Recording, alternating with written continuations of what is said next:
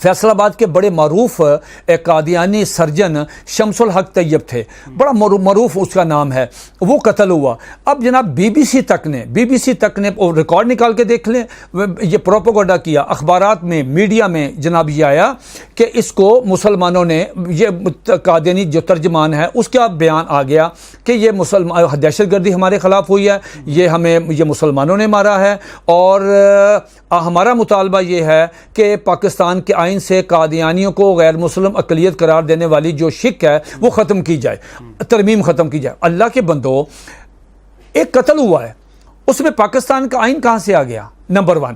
اب پاکستان کے ایک بڑے معروف اور بڑے سخت مزاج اور بڑے مطلب ایک نڈر قسم کے ایس پی آفتاب چیمہ صاحب نے اس سارے کیس کی تفتیش کی۔ آپ میری بات سن کے حیران ہوں گے کہ انہوں نے اس ملزم محمود احمد کو اپنی پریس کانفرنس میں پیش کیا، اور محمود احمد وہ تھا جو شمس الحق طیب کے گھر میں یہ جو پینٹ وغیرہ کرتے ہیں وہ کرتا تھا۔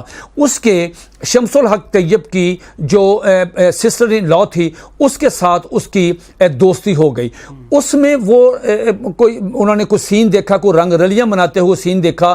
اس کے بعد محمود نے کہا کہ میں کہیں پکڑا نہ جاؤں، یہ اس کی سسٹر ان لا اور محمود وہ محمود جو پینٹ جس نے قتل کیا وہ بھی قادیانی، تو یہ اس کی ساز باز سے یہ شمس الحق طیب جو ہے وہ قتل ہوا۔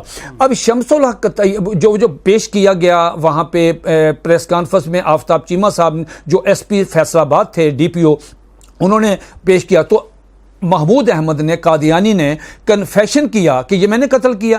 اب لیکن اتنا نقصان ہو چکا تھا میڈیا کے ذریعے، پروپیگنڈا کے ذریعے، کہ یہ بات تو دیکھیں نا، حقیقت تو یہ کھلی، لیکن سارا ہم پہ ڈال دیا، کہا ترمیم ختم کرو۔ تحفظ ختم نبوت، ناموس رسالت، رد قادیانیت، حالات حاضرہ اور دیگر اہم ملکی و بین الاقوامی موضوعات پر مبنی مستند اور معلوماتی پروگرامز دیکھنے کے لیے KTV آفیشیل کے YouTube چینل کو سبسکرائب کیجیے۔